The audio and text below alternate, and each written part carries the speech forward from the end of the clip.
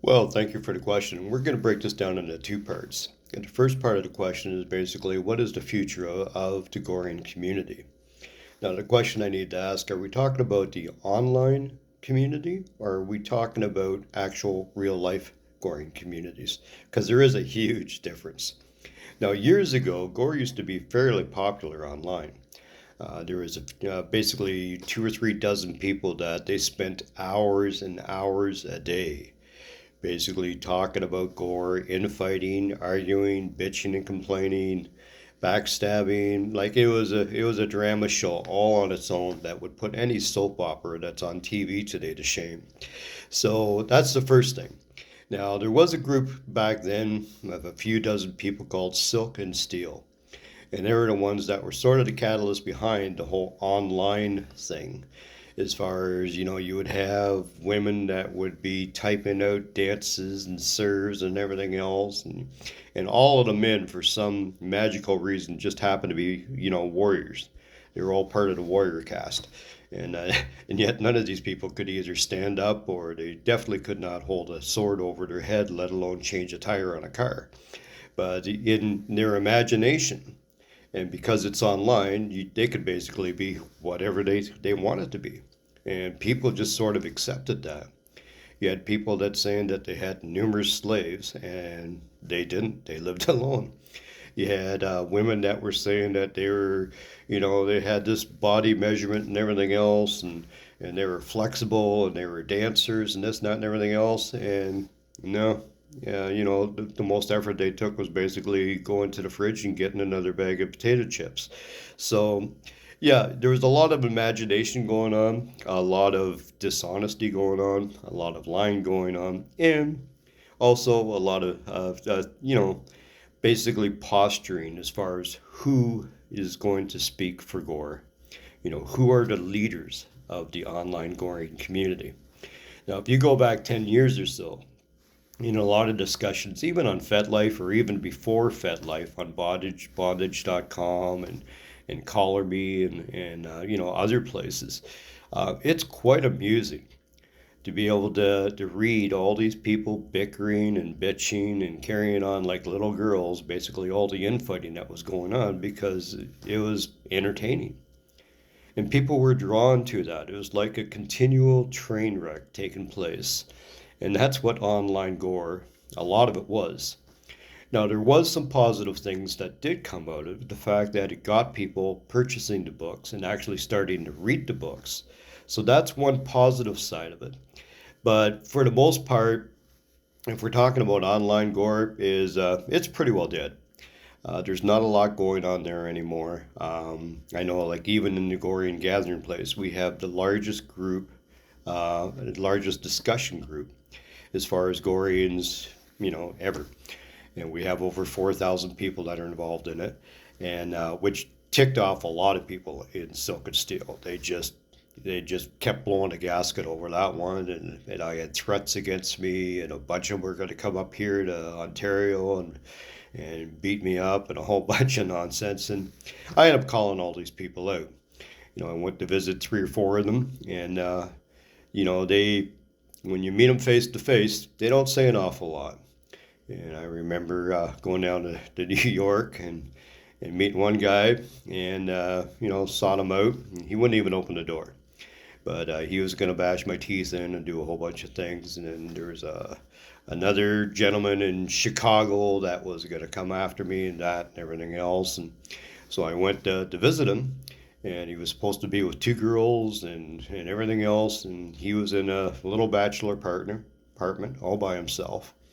And then about a week after that, he actually ended up passing away.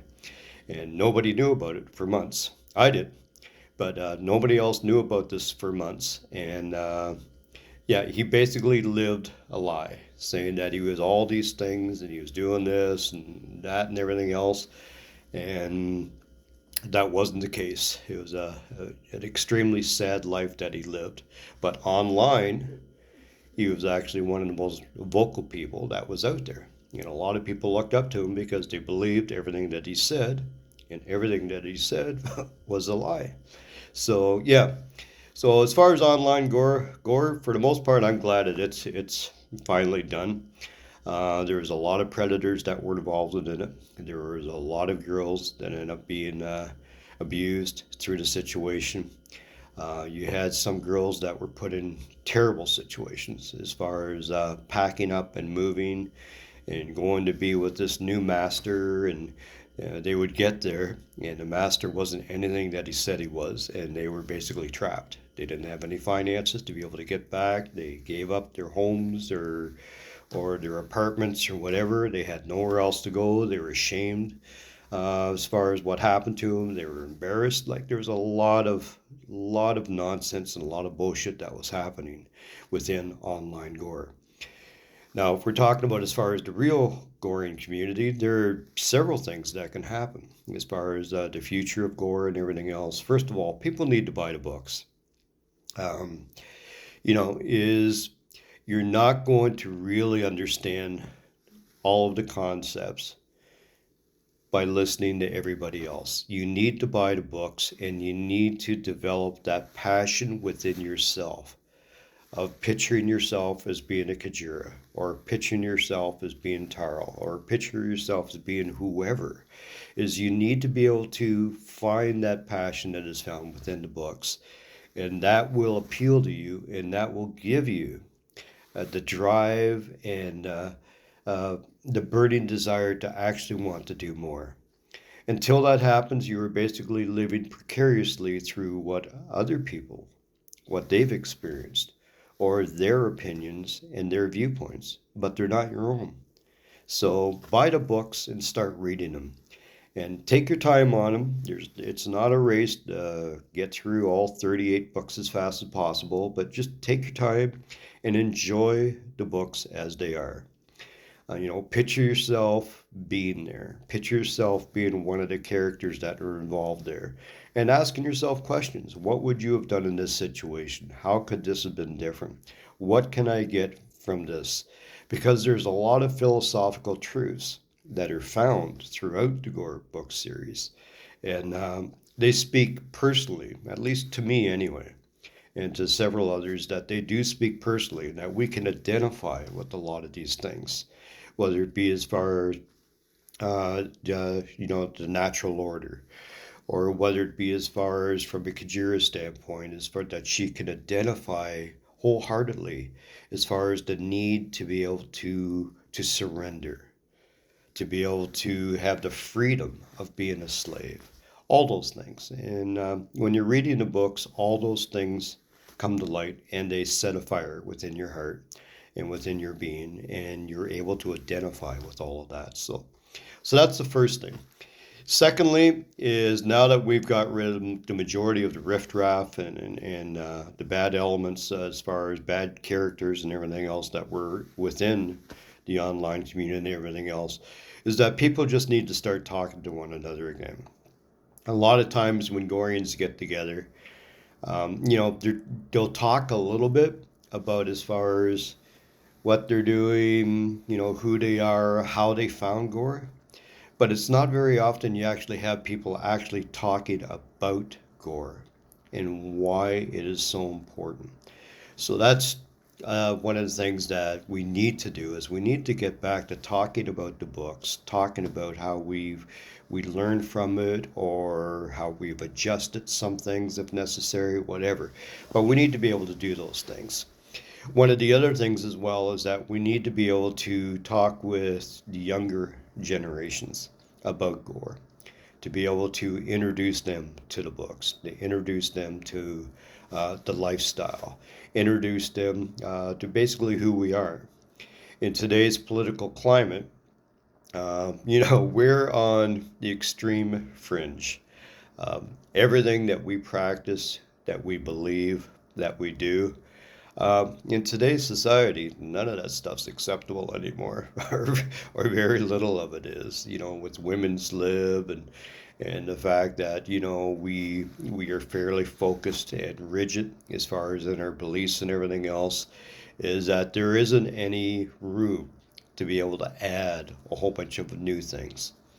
I remember I held a Gorean gathering down in I think it was Washington or in Dallas, and there was one gentleman there was going on about being a furry, and I'm not sure if he was serious or not, but I think that he was, and that he's a furry and everything else, and he asked for my opinion on it, and I basically told him it wasn't Gorean. You can be a Gorean, and if you want to do cosplay, knock yourself out, but don't say that being a furry is Gorean because it's not. It's cosplay. The same thing like with me is, I'm Gorean, but I still play hockey. Now, you can't find hockey anywhere throughout the entire 38 books. So, playing hockey is not Gorean. Just because I'm Gorean doesn't mean that everything that I do is Gorean. Hockey is not Gorean. It's Canadian, okay, for the most part. It's Canadian, it's a sport, but it's something that as a Gorean man that I enjoy playing hockey. Some people enjoy doing cosplay. Some people enjoy doing kink. So, you can go on and on and on. But those things that you are doing don't necessarily mean that they're Gorean because they're not. Being a furry is not Gorean. Playing hockey is not Gorean. Being kinky is not Gorean. That's just a part of what you enjoy and what you do. But it doesn't make those things Gorean. Okay? So, a little bit of a tangent there, but yeah.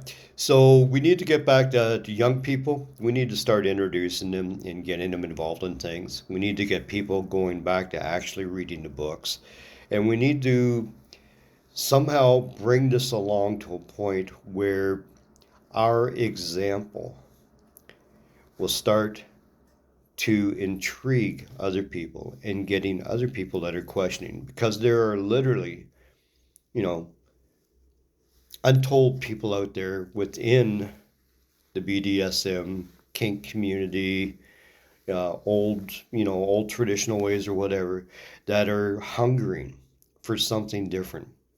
They see the fakeness that is within BDSM. As far as you go, you play whatever, you're this, you're that, and everything else, but you're genuinely not.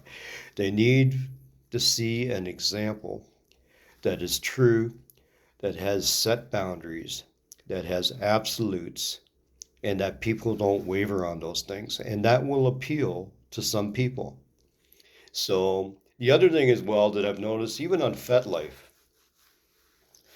the majority of people that I consider to be Gorean, when you go on their FetLife accounts, it has right underneath your name, as far as, talks about whether you're a top, a bottom, a dom, a master, da da da da da da. There's actually an option there to say that you're Gorean. And if you make that your top option, that's what shows up on your profile. So when you go throughout FetLife, there are very, very few people that are willing or even understand the significance of allowing their profile to say that they are Gorean. They have all these other things, they're a master or whatever kind of things, but they don't want to make their profile to be able to say that the top thing is that they're Gorean. There's something else first, and then they might have that later on, or there might be a little paragraph within their actual profile that says that they're that. So that's the other thing that we could do, is that for visibility standpoint, is that we can improve in those things. So yeah, basically we need to get people reading the books again, to be able to develop that passion and that burning desire within. And that's a personal thing, is I can't live precariously through somebody else's experience. I have to experience myself. So that's one of the first things. Secondly, we need to get young people more involved. In the way that we can do that is basically by being the example, showing an example why we are different than everybody else, why our traditions, our practices, our rituals are important, and to be able to get people to be able to ask questions. And don't condemn them when they ask questions, but just be honest, because all of us were new at this at one point or another. and just share our experiences, why this is important, and why it should be important to them as well. Third, we need to be communicating with each other more. You have numerous pockets around here in North America. You've got central Illinois that's going strong. You got around Kansas area that's going strong, St. Louis area. You have Colorado Springs. You've got Ontario here that's going.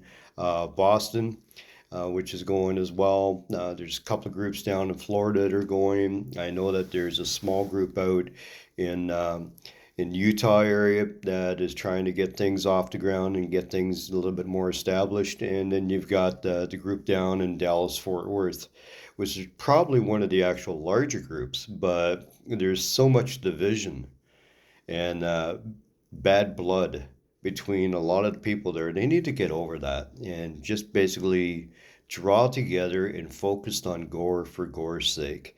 And yeah, that's basically it in a nutshell.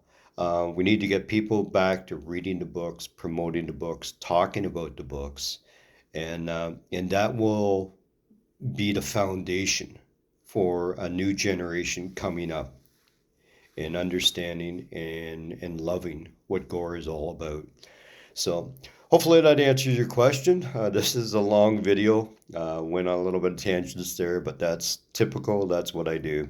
I don't use notes. I just basically off the top of my head. So, okay, thank you very much, and you guys have a great weekend. Take care.